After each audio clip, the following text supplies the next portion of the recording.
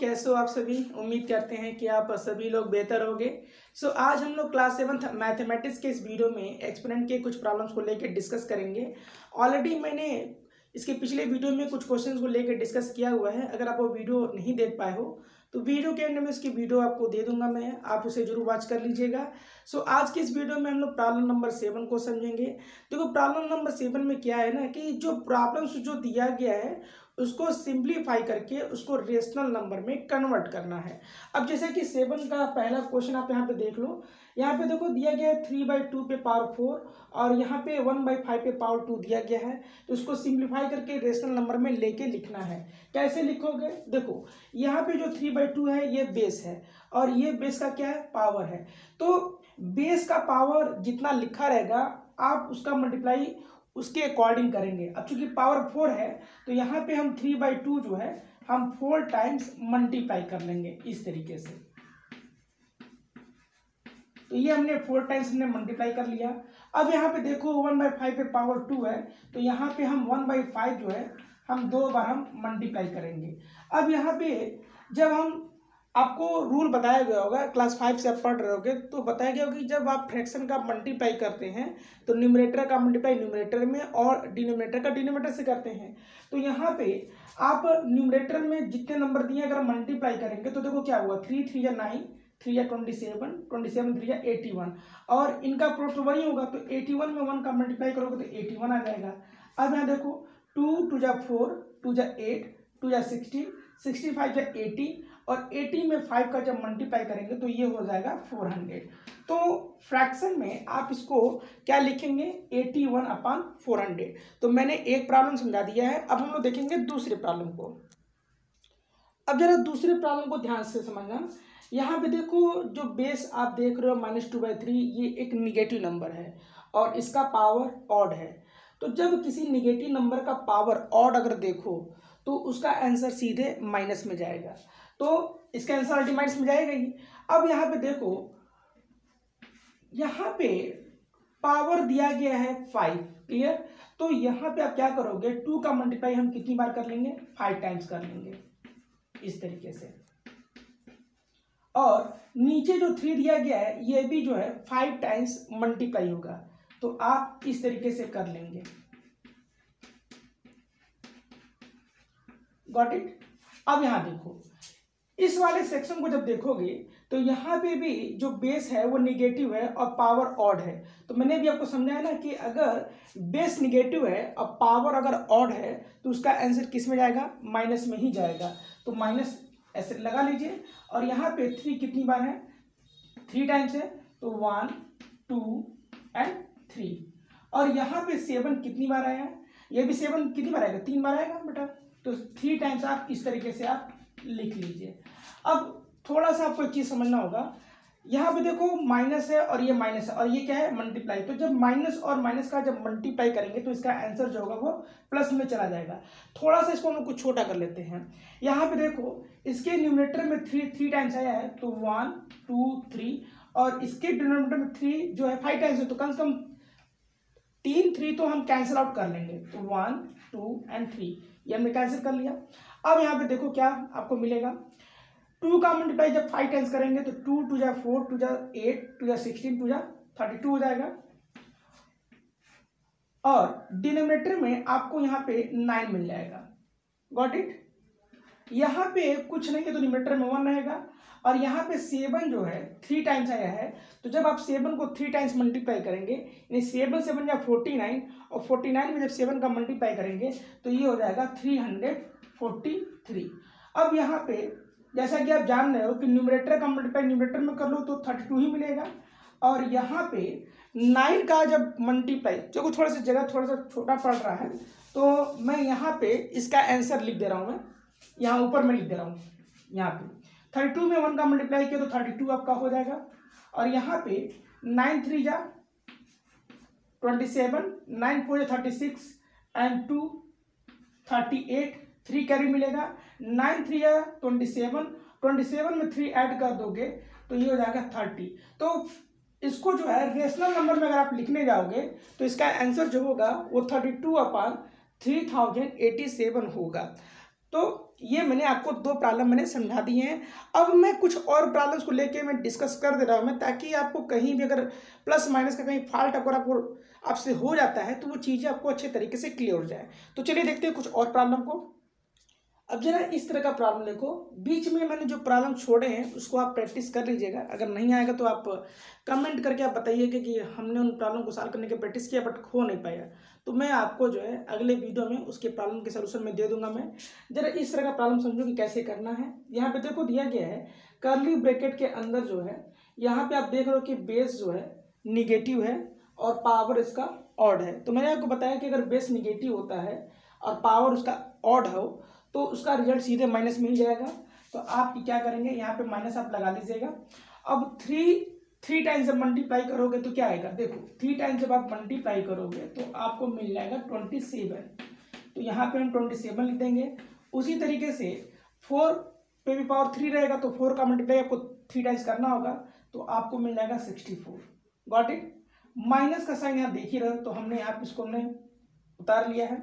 अब यहाँ पे देखो कि जो बेस है ना वो निगेटिव है और पावर ऑड है, तो इसका भी आंसर किस में जाएगा, ये माइनस में ही जाएगा। तो यहाँ पे हम अंदर माइनस लगा लेंगे।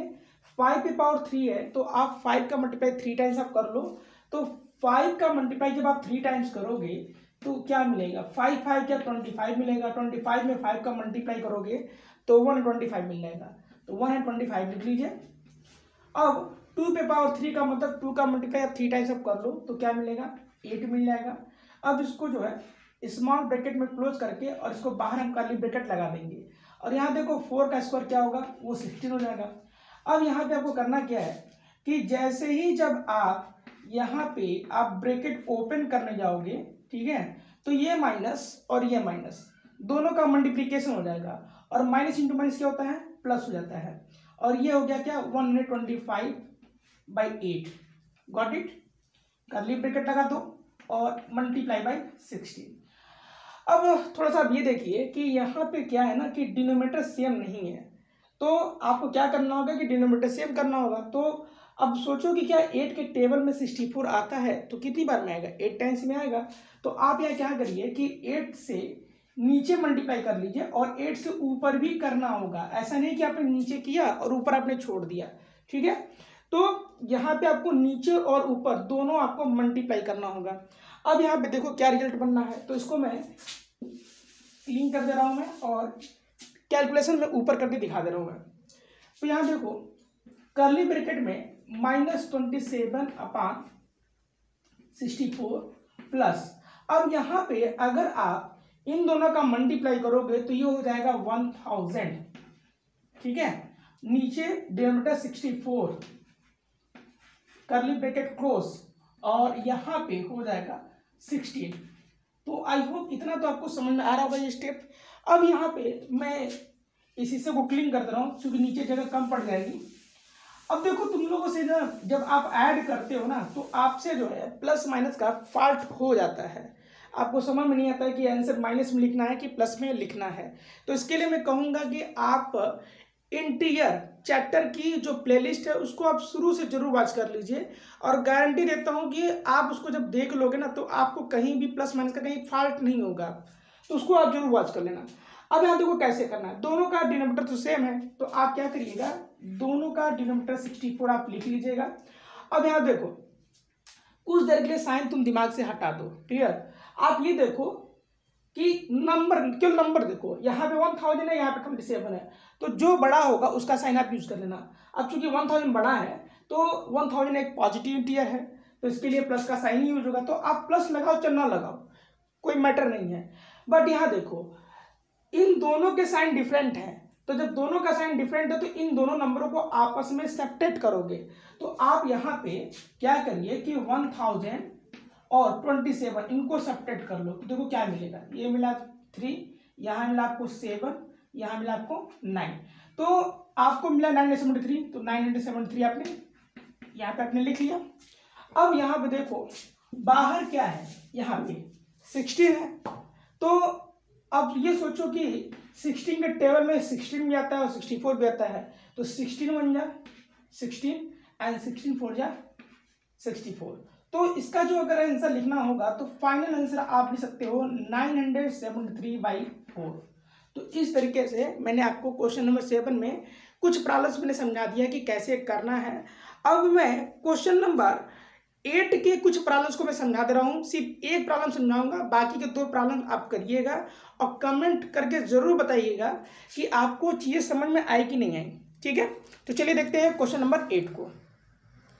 अब देखो यहाँ पे क्वेश्चन नंबर 8 में क्या है ना कि इनको भी आपको सिंप्लीफाई करना है और सिंप्लीफाई करने के बाद आपको इसको रेशनल नंबर के फॉर्म में लिखना है। लेकिन मुझसे एक मिस्टेक ये हो गया है क्वेश्चन उतारते समय, क्योंकि यहाँ पे जो बेस है ना ये 4/9 ही है। ठीक है, तो उतारने में मिस्टेक हुई, उसके लिए सॉरी मैं बोल दे रहा हूँ मैं आपको।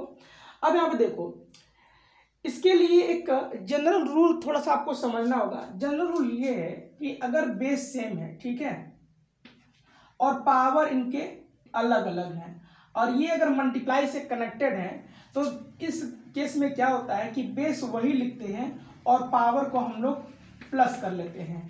ध्यान समझिएगा, अगर बेस सेम है, पावर अलग है और मल्टीप्लाई से कनेक्टेड है, तो क्या करेंगे, बेस वही रखेंगे और पावर को आपको क्या करना होगा, ऐड करना होगा। ये रूल आपको ध्यान से समझना है आपको।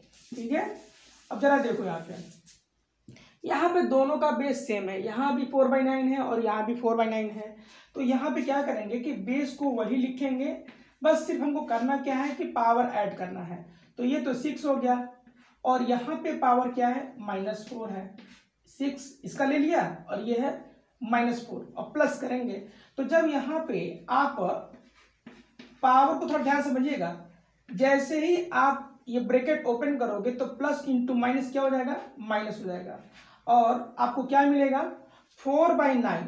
यहाँ पे मैं इसका आंसर ऊपर लिख दे रहा हूँ मैं, 4/9 और ये पावर जो होगा इसका आपको क्या मिलेगा, 2 मिल जाएगा।